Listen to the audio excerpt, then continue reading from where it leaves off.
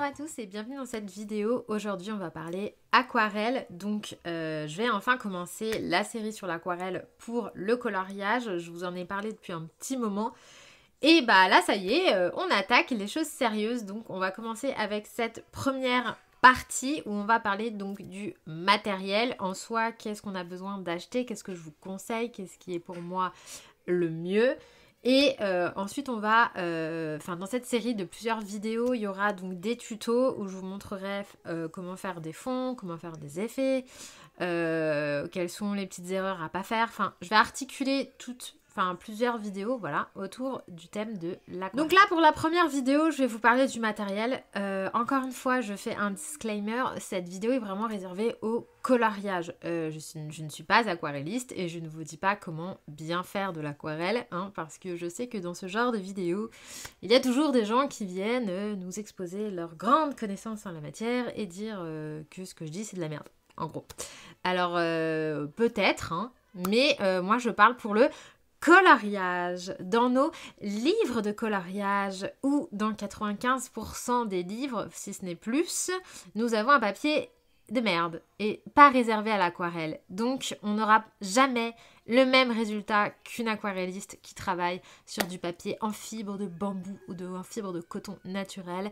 Nous n'aurons pas le même résultat, nous ne faisons pas la même chose et voilà. Donc c'est deux disciplines différentes. Moi je vous parle pour le coloriage adulte, voilà. Comment utiliser l'aquarelle, parce qu'on va pas se cacher que l'aquarelle ça fait peur. Moi quand j'ai débuté le coloriage, l'aquarelle c'était vraiment le truc, je ne maîtrisais pas, j'étais nulle.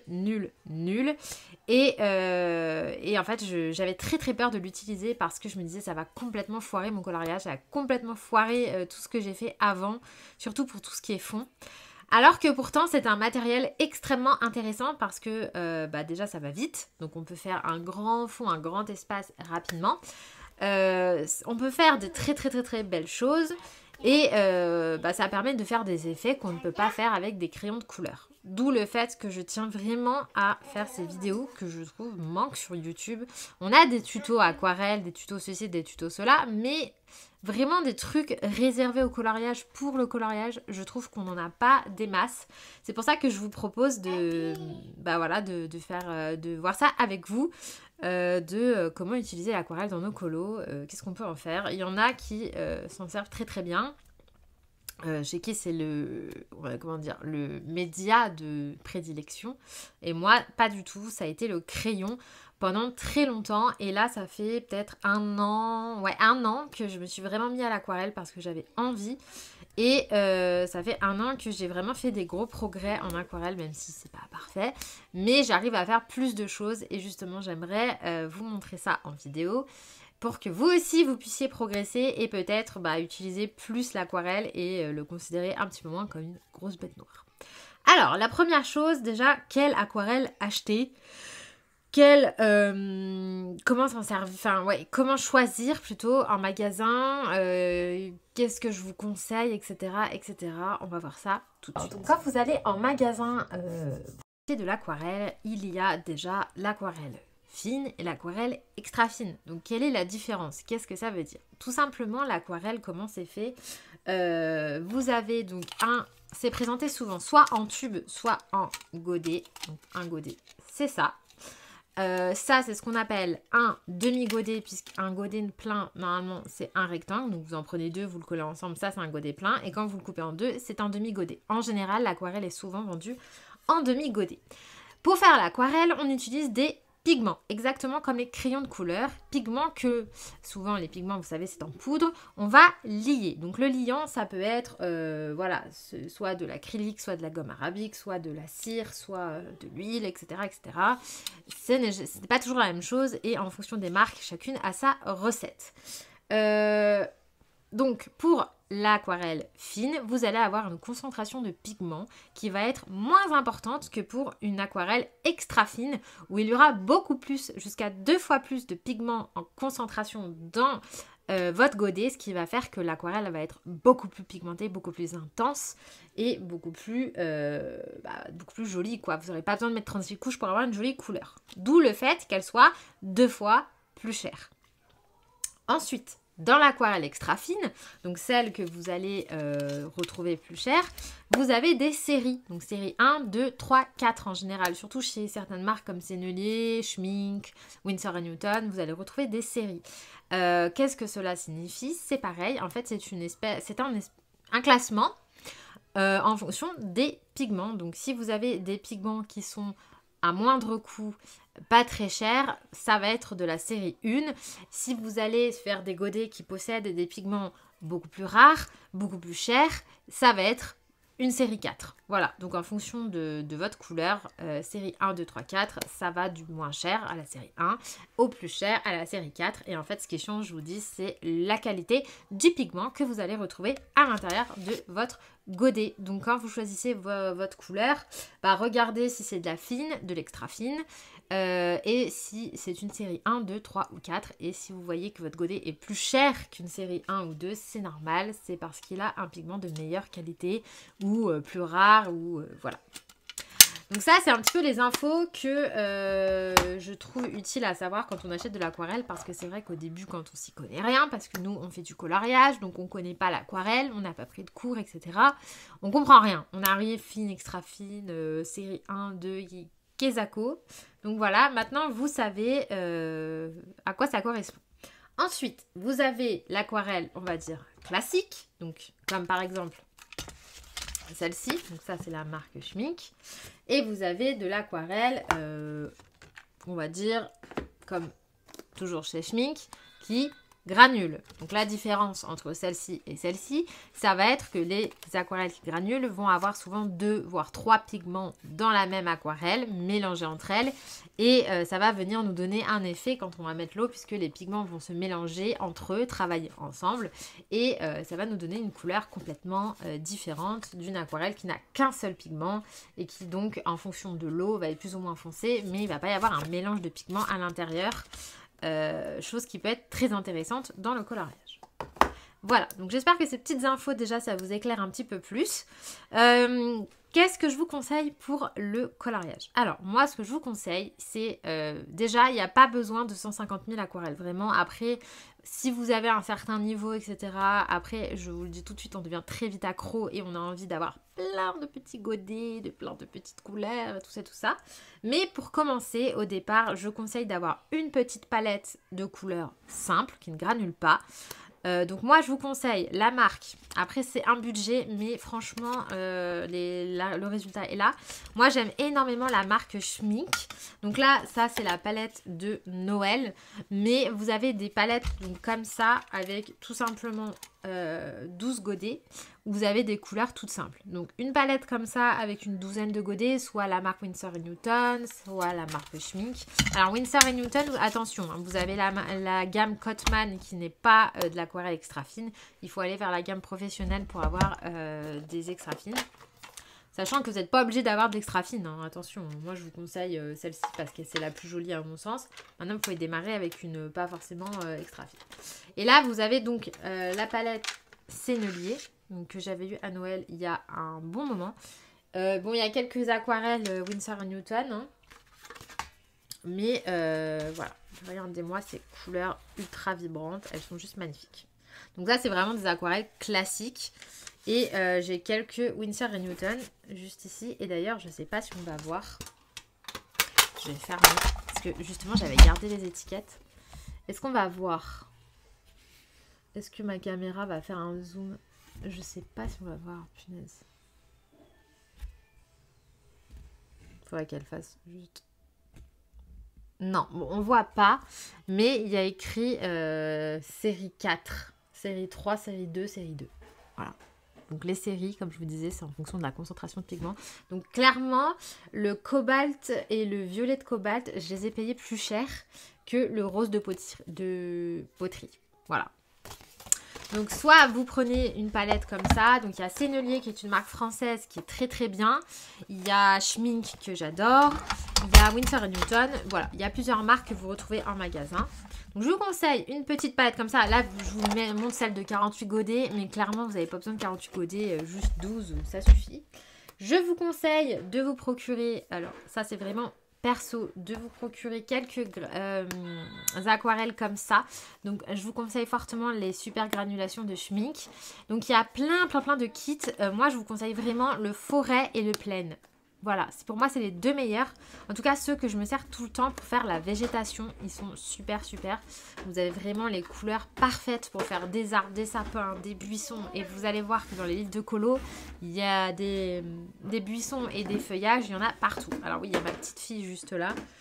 Oui ma chérie qui a envie de venir avec son trotteur jusqu'à moi. Maman. Oui. Donc voilà, je vous conseille ça.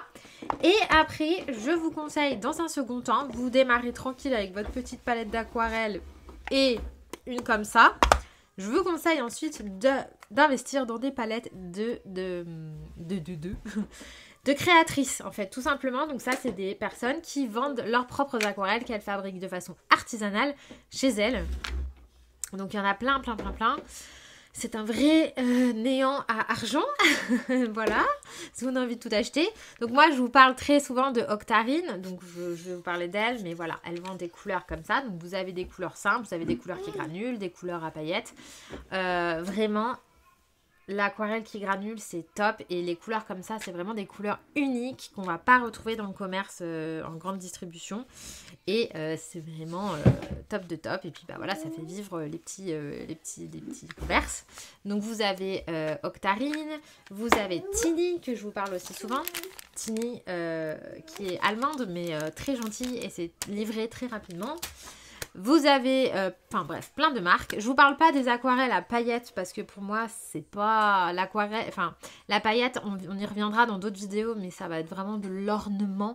Mais c'est pas ça qui va faire. Moi, personnellement, faire tout un fond en paillettes, je trouve pas ça très joli. J'aime bien le mettre par petites touches, mais pas faire tout un grand aplat de paillettes. Voilà. Donc ensuite, une fois que vous avez votre aquarelle, qu'est-ce qu'il va vous falloir d'autre? Eh bien, il va vous falloir des pinceaux. Alors les pinceaux, c'est pareil. Les aquarellistes, ils vont vous parler des Lavis, donc en poil d'écureuil là. Ils vont vous parler des trucs comme ça là, en petit gris. Moi, alors ça retient très bien l'eau, mais je trouve que c'est quand même difficile là comme ça en débutant d'utiliser ça parce que vous allez vous retrouver avec beaucoup d'eau ou pas assez. Il faut gérer son pot d'eau à côté. Ça m'est déjà arrivé de le renverser. Donc, dans un premier temps, je ne conseille pas les pinceaux. Plus tard. Mais pour débuter, moi, ce que je vous conseille, c'est les pinceaux à réservoir d'eau. Il y a certains aquarellistes, d'ailleurs, comme Laura Travelbook, qui ne travaillent qu'avec ça. Voilà. Alors ça, c'est des pinceaux en poil de nylon. Donc, ça va être... alors, je vous montre celui-là, mais celui-là, je l'aime pas. Je vais vous montrer, donc... Le Caran d'Ache, donc c'est du poil de nylon. Donc là, il a pris la teinte, hein, parce que forcément, je m'en sers. Et vous avez le Derwent qui est aussi en poil de nylon. Donc moi, je vous conseille les Derwent que vous retrouvez par lot avec plusieurs teintes de pinceaux. Et je vous conseille les Caran d'Ache. Moi, personnellement, les Caran d'Ache, je les adore. Il faut prendre le coup de main, mais je trouve que le piston comme ça, là, c'est top. Parce que du coup, quand vous appuyez dessus, ça fait partir beaucoup d'eau. Et quand on a besoin de beaucoup d'eau, bah d'un coup, je vais avoir plein d'eau. Et quand vous appuyez pas dessus, il n'y a pas beaucoup d'eau qui sort. Donc, je trouve qu'il gère bien l'eau, le Caran d'Ache. Celui-ci, un petit peu moins, mais ils sont bien quand même. Sinon, après, vous avez les très connus Pentel qui sont bien aussi. Vous avez le Faber-Castell qui est pas mal aussi. Voilà. Moi perso, mes préférés. Ah oui, il y a les PBO aussi qui sont très bien. PBO, ils sont très bien parce qu'ils ont des toutes petites pointes. Donc pareil, ça pour faire de la précision, c'est top quand il faut passer dans des zones à détail. Mais voilà, moi mes préférés, donc c'est vraiment les Caran d'Ache. Alors attention, prenez soit le bleu, soit le bleu qui a une mine moyenne comme ça, plutôt fine moyenne, soit celui-ci qui a une pointe plus large, donc le noir ou le bleu. Ne prenez pas le rouge parce que le rouge c'est une pointe feutre comme ça, donc pour l'encre et tout ça va, mais je trouve pour l'aquarelle ça va pas du tout. Donc je vous conseille pas du tout le rouge. Le rouge, oubliez. Par contre le bleu et le noir ils sont très bien. De toute façon je vous mettrai tous les liens en barre d'infos comme d'habitude. Je vous conseille également de prendre une petite palette en céramique comme ça, en porcelaine, voilà, je vais y arriver. Donc celle-ci, pareil, j'ai trouvé sur Amazon pour 3 fois rien. Elle est toute petite, toute kiki et on peut faire plein de petits mélanges. Voilà, on peut mettre notre petite aquarelle et ce qui est bien, c'est que comme c'est en porcelaine, ça glisse bien, ça accroche pas et du coup, on peut bien travailler dessus. Et c'est tout. Franchement, c'est tout. Moi, je n'utilise pas de drawing gum et tout parce que franchement, quand je dépasse, bah, je repasse avec mes crayons de couleur. Et puis, je trouve qu'avec des pinceaux comme ça, j'arrive à passer à travers le dessin. J'en fous pas de partout. Donc, franchement, ça va. Pour moi, juste ça suffit. Vous n'avez pas besoin de plus. Il n'y a pas besoin de trucs extravagants. Moi, franchement, quand je fais de l'aquarelle, je sors mon sopalin, mon pinceau, ma palette comme ça et bah mon aquarelle. Voilà, par exemple, si vous avez ça en tube, vous pouvez mettre une petite noisette là-dedans et vous mettez de l'eau, c'est parti, vous avez votre aquarelle. Il n'y a rien besoin d'autre, franchement, rien d'autre. Le reste, c'est pas... Enfin, c'est superflu. Voilà. Donc écoutez, j'espère que cette première approche vous aura plu de qu'est-ce qu'il faut acheter. En tout cas, pour le colo, à mon sens. Après, il y a plein d'autres trucs, bien sûr. Il y a beaucoup d'infos sur YouTube sur l'aquarelle. Mais pour moi, si vous avez déjà ça, vous êtes paré pour débuter. Donc j'espère que ça vous aura été utile. Je vous mets les liens en barre d'infos et dans la prochaine vidéo. Donc on fera directement des essais papier et je vous montrerai comment faire un dégradé avec de l'aquarelle, comment gérer son eau, comment ne pas trop en mettre, comment on sait quand il faut en mettre beaucoup, comment on sait quand il faut pas en mettre beaucoup, comment on prélève la peinture sur le pinceau, et puis ensuite je vous montrerai des fonds, des tutos avec des fonds donc simples, comment faire un fond galaxie, comment faire un fond nuit, comment faire un fond aquatique, je vous montrerai comment faire de l'herbe, des feuilles, ce genre de trucs. Voilà, le but c'est vraiment de vous faire progresser en aquarelle. Donc là par exemple, je vous montre dans le Romantic Country. Là par exemple, j'ai fait le sol où j'ai fait une base, l'herbe c'est de l'aquarelle, les arbres c'est de l'aquarelle et je vais vous montrer comment faire tout ça tout simplement. Comment faire des bases en aquarelle avant de retravailler par-dessus au crayon. Voilà, le but c'est vraiment de vous faire progresser et de vous aider parce qu'on n'a pas forcément toutes les infos. Et quand on achète des livres sur l'aquarelle, on nous apprend à faire de l'aquarelle, mais pas à faire du coloriage avec de l'aquarelle. Vous voyez, pour moi, c'est pas la même chose. D'ailleurs, je vous ai pas parlé de papier dans cette vidéo. Je vous ai pas dit d'acheter du papier aquarelle parce que dans nos livres, c'est pas du papier aquarelle. Donc, il faut qu'on s'adapte au papier. Et voilà, sinon ce serait trop facile si on avait du papier aquarelle dans les livres de colo. Ça serait beaucoup trop cher à faire, donc voilà, je vous parle pas de papier parce que à moins que vous vouliez imprimer après vous sur du papier, mais ça sera pas dans cette vidéo, je vous parlerai pas de papier. Voilà, dites-moi en commentaire si y a des choses que vous voulez voir en tuto, comme ça je les ferai aussi. Et voilà, s'il y a d'autres questions, n'hésitez pas. Et n'oubliez pas le petit pouce, c'est toujours motivant pour nous les créateurs de contenu. On ne vous demande pas grand-chose, voilà. Juste un petit pouce, ça prend 2 minutes et nous, c'est hyper important pour la chaîne. Voilà. Donc, merci à vous d'avoir regardé. Je vous fais des bisous et je vous dis à très vite.